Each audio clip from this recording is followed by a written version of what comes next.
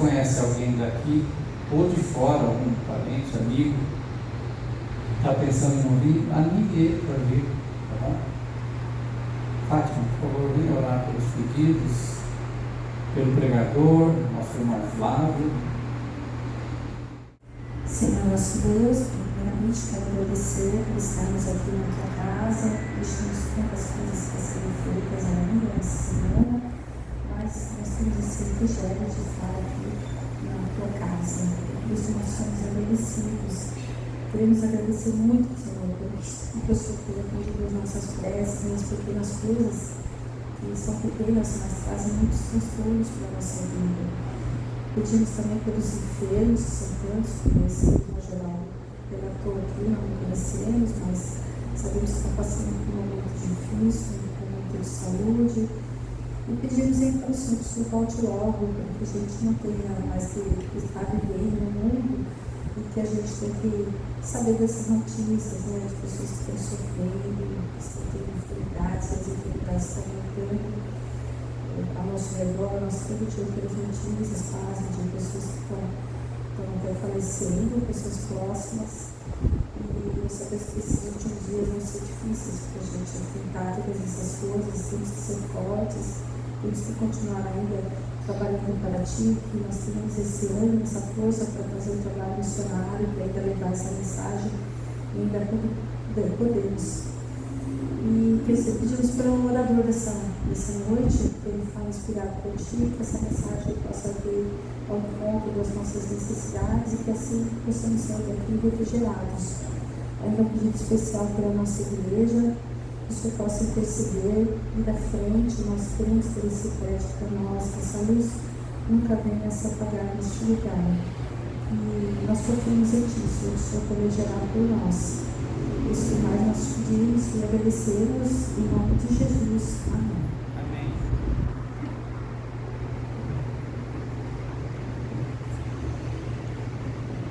Convidamos então o irmão Flávio para passar a mensagem.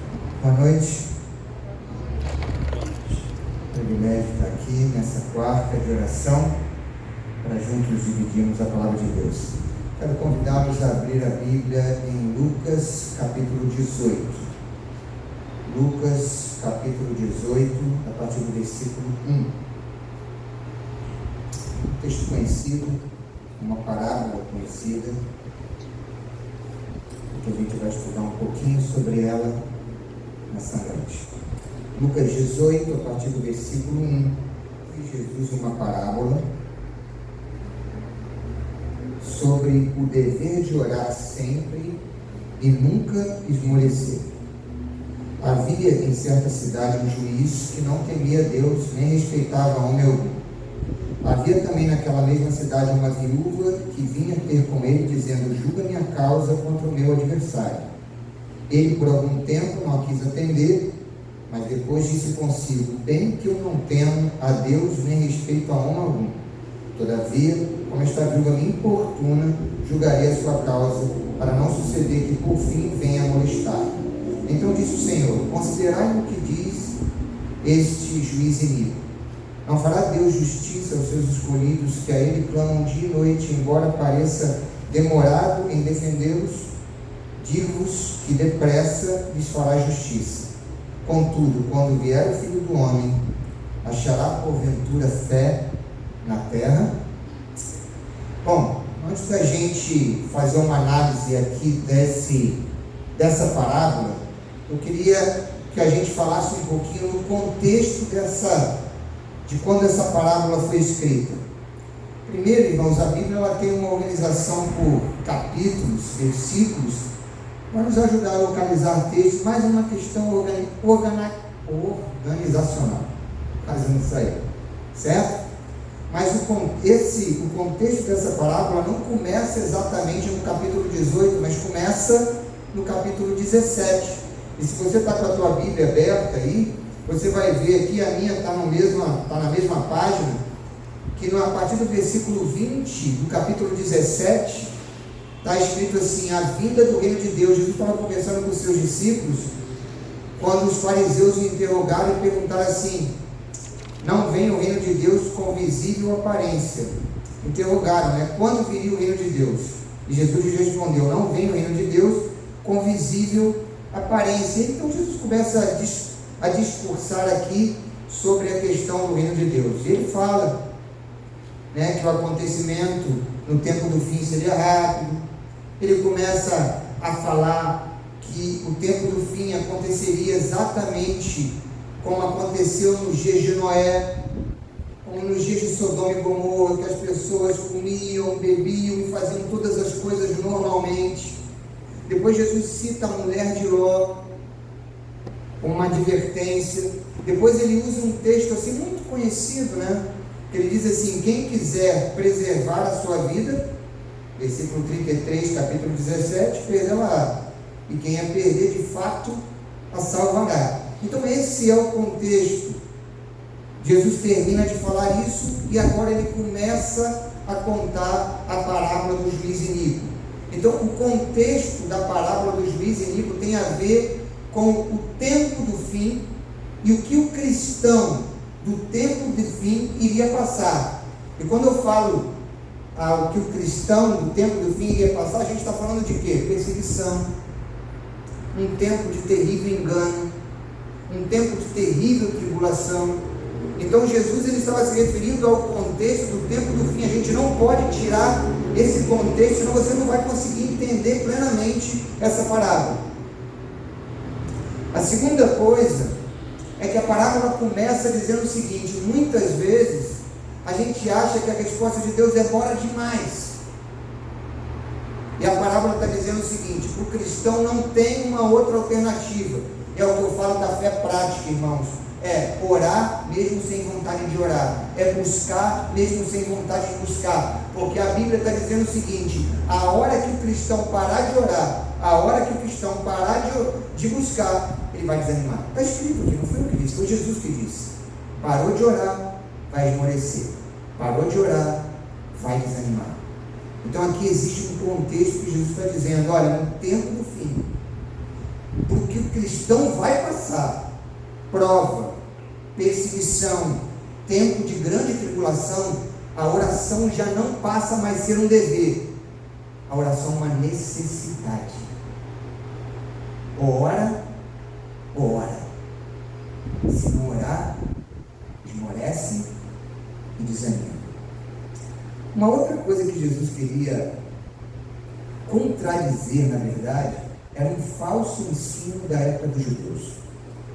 E você não sabe disso, como eu também não sabia, a partir do momento que eu passei a estudar essa mensagem nos comentários. O judeu ele tinha um ensinamento que o cristão ele tinha uma quantidade certa de orar. Geralmente estava vinculado ao sacrifício da manhã e ao sacrifício da tarde. E o máximo que o judeu podia orar era mais uma vez.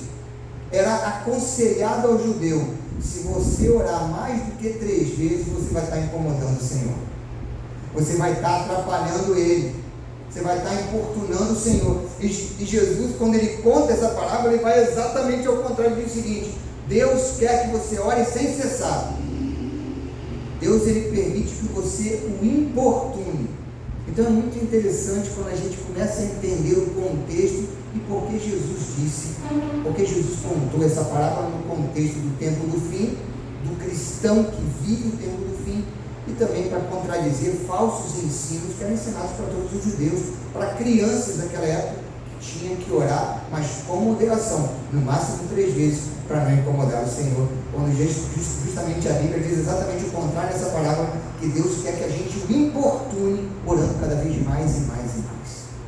Amém. A parábola, irmãos, tem 2 grandes personagens, apesar de ter alguns ocultos que a gente vai entender um pouquinho agora quando a gente for analisar. A parábola tem 2 grandes personagens. O primeiro personagem é um juiz iníquo, que a palavra de Deus deixa muito claro aqui na parábola, quando Jesus contou, que esse juiz ele não era temente a Deus. O que significa dizer? Ele fazia as próprias leis, porque ele diz: eu não temo a Deus nem homem algum. Então o que significa dizer? Ele fazia suas próprias leis. E como ele era um juiz iníquo, para ele julgar uma causa, geralmente vinha acompanhado do que, irmãos? O que você acha? propina, suborno. Ele era um juiz iníquo. Para poder julgar, tinha que pagar. Esse é o contexto. E talvez você fique pensando assim, mas também tinha uma viúva. E a viúva, irmãos, o povo sofrido era da viúva. A viúva, irmãos, era um povo, quando não tinha filhos, então, era terrível a vida da viúva.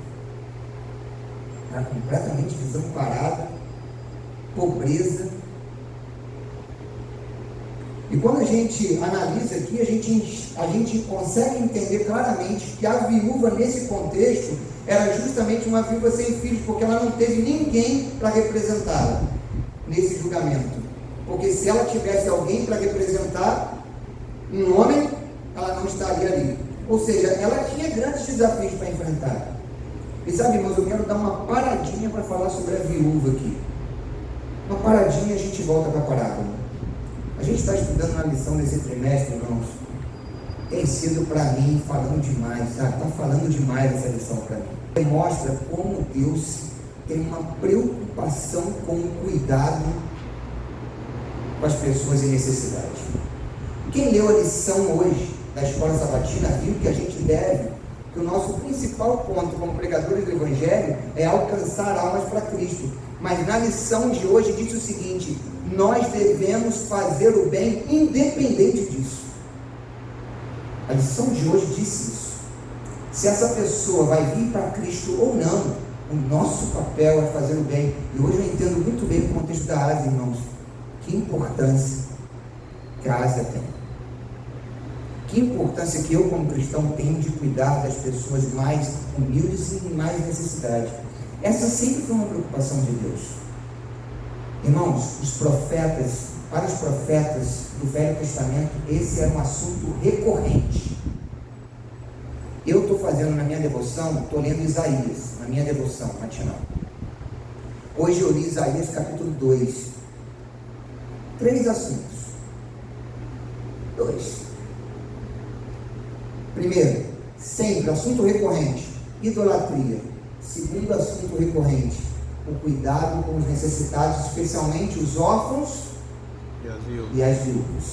Se você pegar os profetas, esses 2 assuntos se repetem. E foi por causa desses 2 assuntos que o povo sofreu o cativeiro na mão de outras nações. Porque eles abandonaram a Deus e abandonaram o seu amor ao próximo. Então essa sempre foi uma preocupação de Deus, cuidar do povo em maior necessidade. Se você quer saber, Cristo também é o nosso maior exemplo, né, irmãos? Cristo teve muito compaixão das pessoas em necessidade. O ministério dele foi em favor das pessoas em necessidade. E um dos ais que Cristo proferiu em Mateus 23 para os escribas e fariseus foi assim, ó: ai dos fariseus que devastam a casa das viúvas. O que Cristo estava dizendo? Os líderes que deveriam ser os primeiros a defender e a proteger e a sustentar a causa dos necessitados, eles eram os primeiros a explorar essas pessoas em necessidade, principalmente as viúvas. E quando eu olho para a igreja de Atos, irmãos, aí quando eu olho para a igreja de Atos, aí eu vejo, se você ler Atos, você vê que aquela igreja não tinha necessitados. Você já leu isso em Atos? Quando você lê que a igreja não tinha necessitados, porque o que tinha ajudava o que não tinha. Essa era uma preocupação de Deus. Então, irmãos, a lição tem dito muito isso para a gente. Apesar de Deus ter falado isso muito para o povo, as viúvas eram mulheres completamente pobres, abandonadas, que passavam dificuldades terríveis no tempo de Jesus. Apesar de tudo isso que Deus sempre falou para o povo: cuide dos mais necessitados. Vamos voltar para a parábola. A gente só deu uma paradinha aqui, só para falar desse contexto. Quando a gente pensa na parábola, a gente pensa: como é que aquela mulher pobre, então, teve acesso ao juiz? Porque a parábola diz que ela vinha constantemente ao juiz. Porque talvez você pense: peraí, mas hoje em dia, onde acontece o julgamento, irmão? Onde acontece? Num tribunal. E como é que é o tribunal dos nossos dias hoje? são salas fechadas, acesso somente autorizado, ninguém tem acesso ao juiz. Geralmente é uma sala, tem uma cadeira do juiz, tem um espaço para as pessoas autorizadas assistirem. Se tem um júri, tem um espaço do júri, mas geralmente é num prédio fechado e tem pouco acesso, só entram pessoas autorizadas. Então você pode pensar assim, como é que aquela mulher tinha acesso ao juiz então? Irmãos, quantos de nós já vimos em algumas passagens na Bíblia, onde é que aconteciam os julgamentos naquela época de Jesus? Você lembra disso? Como? Fala dela. Na porta da cidade. Os julgamentos se davam nas portas das cidades. E como é que funcionava? O juiz montava uma tenda, colocava uma cadeira, sentava de forma pomposa, e ele tinha os assistentes dele, que iam recebendo as causas e iam levando para o juiz. Mas no caso da nossa história aqui, o juiz era o quê? Era bondoso, justo, o que ele era? Iníquo. Então, a gente já consegue perceber o seguinte, que aquela mulher tinha grandes desafios. O primeiro desafio que ela tinha, ela era mulher. E ser mulher no tempo de Jesus, irmão, não era fácil não. Hoje as mulheres já são muito respeitadas, mas naquele tempo uma mulher jamais poderia pleitear sua causa no tribunal, jamais. Aquela mulher, ela não tinha ninguém que fosse representá-la, porque a causa de uma mulher, irmãos, quem pleiteava a causa de uma mulher no tribunal? Ou era o marido, ou era um filho homem. Então aquela mulher não tinha vez naquele tribunal. Aquela mulher era pobre. E você sabe, se esse juiz era iníquo, aí a gente encontra um grande problema. Porque se o juiz era iníquo, significava dizer que para um assistente receber uma causa, só pagando. Só pagando. E não foi o caso, não era o caso daquela mulher. Então a Bíblia diz que ela ia lá, e aí eu quero dizer uma coisa para vocês, ele ficava na porta das cidades e as tendas eram abertas. O povo podia ver, não podia se intrometer, mas eles podiam ver. E agora, segundo a história, olha no versículo 3 aí do capítulo 18, diz que a mulher vinha ter com ele dizendo, julga minha causa.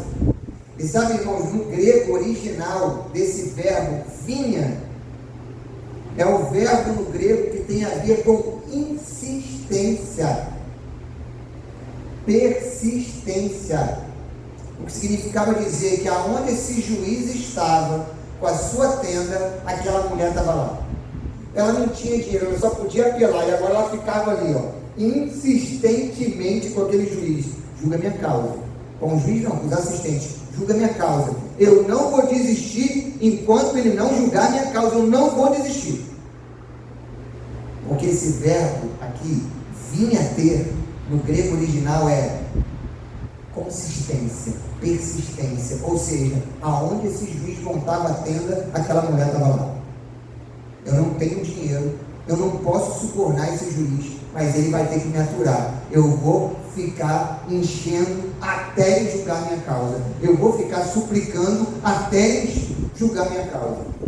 E o que a parábola diz? A parábola diz que aquele juiz, mesmo sendo iníquo, e não por senso de justiça, e muito menos por senso de misericórdia, mas pela causa egoísta de não querer mais aquela mulher, importunando ele, aquele juiz iníquo julgou a causa daquela mulher, não por um bom sentimento, mas justamente porque ele queria se livrar dela.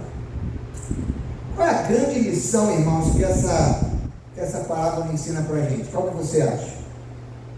A primeira grande lição que essa parábola ensina para a gente, qual que você acha? Persistir. E persistir em quê? Exatamente, persistir em oração. Se eu pudesse dizer qual é a grande lição dessa parábola, é orai sem cessar. Mas quando a Bíblia fala de orar sem cessar, irmãos, a Bíblia não está falando de vãs repetições, não está falando de rezas, nós sabemos disso. E a gente sabe também que tem pedidos que a gente ora e pede para Deus todos os dias. Quem tem um pedido que você ora para Deus todos os dias aqui? Não é isso que a Bíblia está falando que é vã repetição. Sabe o que a Bíblia está dizendo quando ele fala de orar sem cessar? Que a oração, irmãos, ela tem que ser igual a respiração. Como é que acontece a respiração? Irmãos, ela é tão natural que você nem percebe que você está respirando. Você apenas respira. Você só se lembra da respiração quando você está sufocado, quando você corre e fica ofegante, aí você se lembra da respiração, ou então quando você vai cantar uma música que você precisa dar uma nota que demora muito, você precisa respirar. Mas fora isso, a gente conversa, a gente faz tudo e a gente nem lembra que está respirando, porque a respiração é algo tão natural. E assim também deve ser a nossa oração. A nossa oração, irmão, deve ser algo tão natural que a gente não precise parar para orar. Irmãos, ficar de joelhos, eu preciso me ajoelhar, eu preciso me humilhar, mas eu posso orar de olho aberto, eu posso orar deitado, eu posso orar em pé, eu posso orar, irmão, de olho aberto no meu trabalho. Quantas vezes durante o dia você está trabalhando e você não fala, ô Senhor? Quantas vezes? Você não precisa, irmãos, a oração precisa ser o ar da nossa vida espiritual. Porque a Bíblia é clara em dizer, a hora que o cristão parar de orar, o que vai acontecer? Ele vai desanimar. Olha o que diz o Espírito de Profecia. Vou ler um texto aqui, eu trouxe, mas a gente não está conseguindo passar. Então, eu quero ler aqui para vocês, só para vocês verem, olha só. As maiores vitórias da Igreja de Cristo, ou do cristão em particular, são as vitórias ganhas na sala de audiência de Deus. Quando uma fé cheia de ardor e agonia lança a mão do braço forte da oração. Irmão, sabe aonde que a gente vence as nossas lutas? É na oração. É aqui que a gente mantém firme a nossa fé. Porque se o cristão parar de orar, ou se ele ora pouco, ele desanima. Não foi o Flávio que disse isso, foi Cristo. Ele disse: se o cristão parar de orar insistentemente, ele vai esmorecer, ele vai desanimar. Mas sabe, irmãos, muitas vezes esse texto, essa parábola, é para pessoas como eu, ansiosas, que muitas vezes quer a resposta de Deus como? No nosso tempo, na nossa velocidade, do nosso jeito. Quando essa parábola está dizendo o seguinte: muitas vezes Deus ele espera, ou Deus demora um pouco para responder, irmãos, por alguns motivos. Você já pensou que Deus pode, às vezes, demorar para responder, porque Ele quer que você acredite que mesmo antes dos resultados virem, Ele está trabalhando por você? Você já parou para pensar que às vezes a gente tem um problema com um irmão que magoou a gente, e Deus ele dá um tempo para que talvez essa pessoa que magoou você, ele tenha tempo de se arrepender, porque Deus quer salvar todas as pessoas. Você já parou para pensar, irmãos, que muitas vezes Deus pode demorar um pouquinho, porque Ele quer que você acredite que Deus ele é o Senhor da plenitude dos tempos, e Ele não tarda em cumprir as suas promessas. Você já parou para pensar que às vezes Deus demora um pouquinho, porque o nosso caráter se aperfeiçoa onde, irmãos? É aonde que o nosso caráter se aperfeiçoa? É na fraqueza, é na prova. E sabe por que o nosso caráter se aperfeiçoa na fraqueza? Porque é nesse momento que se intensifica a nossa vontade de buscar a Deus. Nessas horas de prova, é a hora que eu mais sinto dependência de Deus, e eu mais clamo a Ele. E muitas vezes Deus espera um pouquinho para responder a gente, porque Ele quer que o nosso caráter seja aperfeiçoado, porque Ele quer que você o busque, para você crescer com Ele. A gente precisa, irmãos, é crer. A gente precisa, irmãos, é continuar a buscar em oração. Amém. Eu quero ler mais um texto do Espírito de Profecia aqui. Os homens têm o dever de orar sempre e nunca esmorecer. Toda oração sincera que é oferecida a Deus é mesclada com a eficácia do sangue de Cristo. Se a resposta for adiada, escutem, irmãos, é porque Deus deseja que manifestemos santa ousadia em reivindicar a empenhada palavra de Deus. Quem fez a promessa é fiel. O que Deus espera é o quê? Que eu continue buscando, que eu insista, persista. E sabe, irmãos, essa história aqui tem contrastes impressionantes, justamente para que a gente possa acreditar nisso. E quando eu falo de contrastes, eu quero terminar com isso, eu quero dizer que é o contraste dos personagens dessa parábola e com o que os personagens representam na aplicação dessa parábola. Quem vocês acham que a mulher representa? Quem vocês acham que a mulher da parábola representa? Quem? O Geraldo já falou. Nós. Agora, olha os contrastes dessa parábola. A mulher dessa parábola, irmãos, ela era desprezada. Mas nós, segundo a própria parábola, nós somos o povo escolhido de Deus. Nessa parábola, a mulher não tinha acesso ao juiz, tinha os assistentes.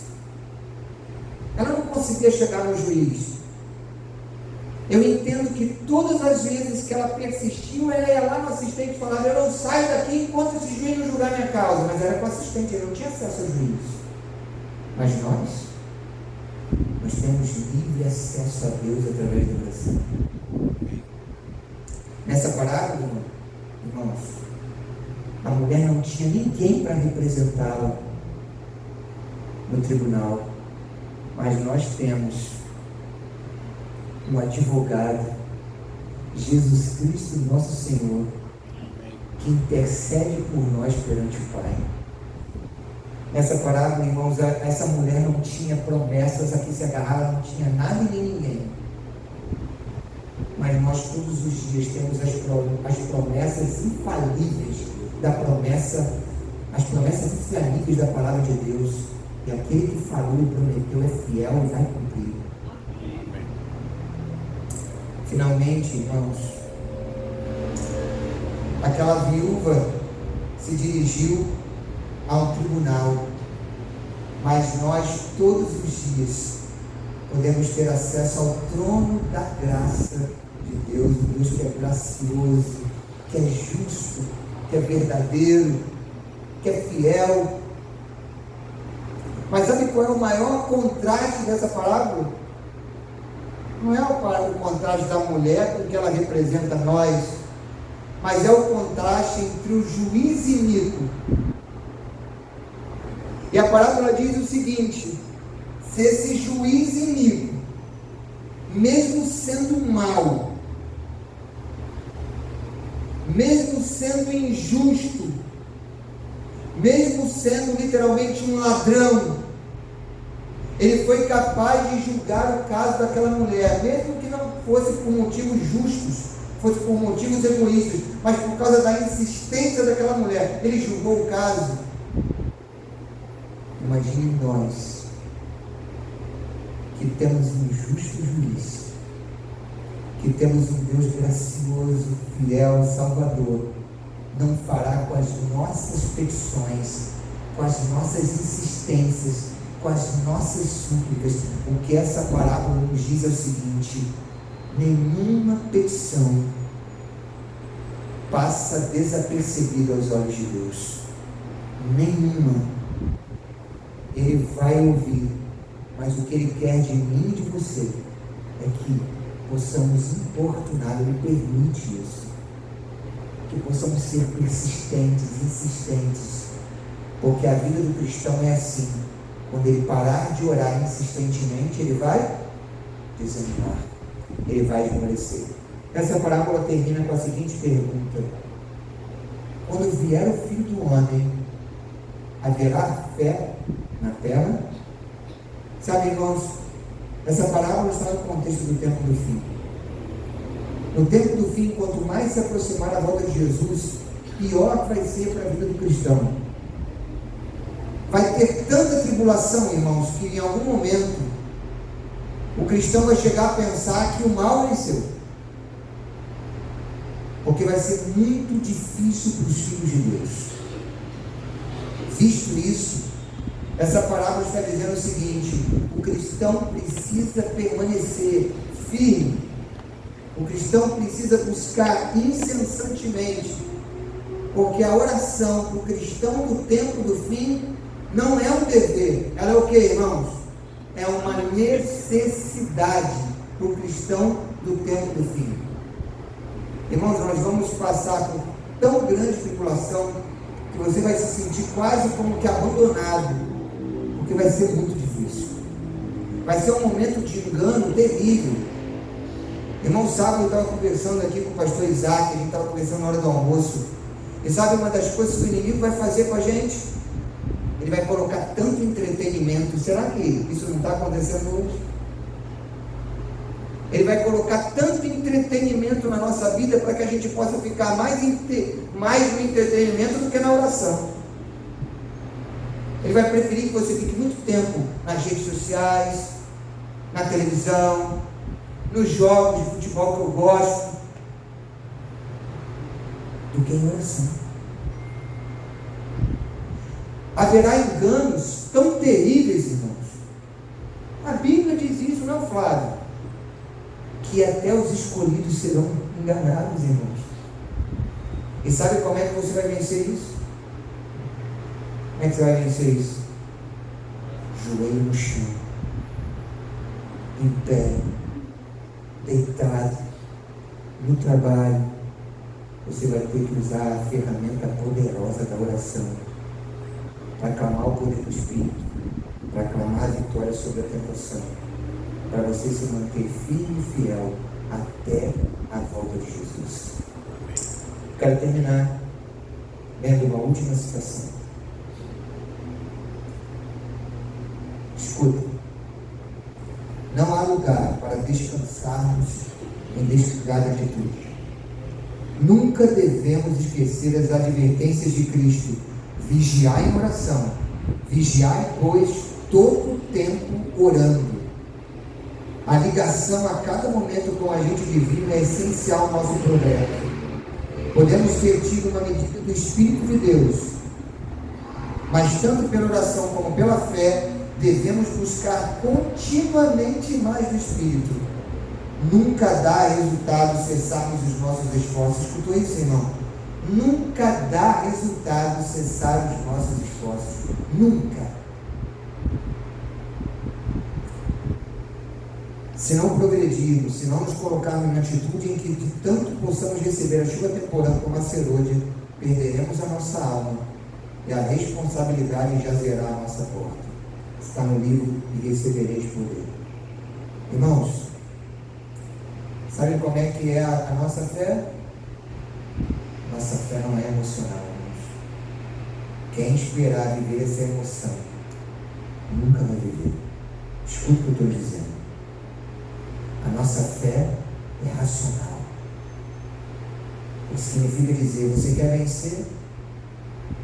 Ora sem vontade de orar. Quer vencer? Vem para a igreja sem vontade de vir. Quer vencer?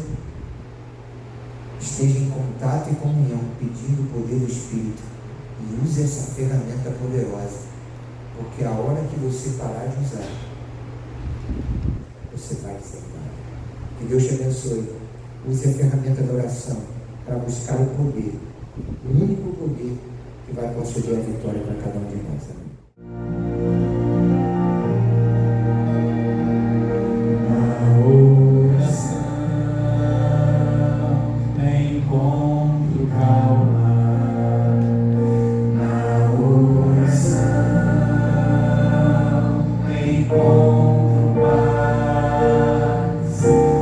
Orar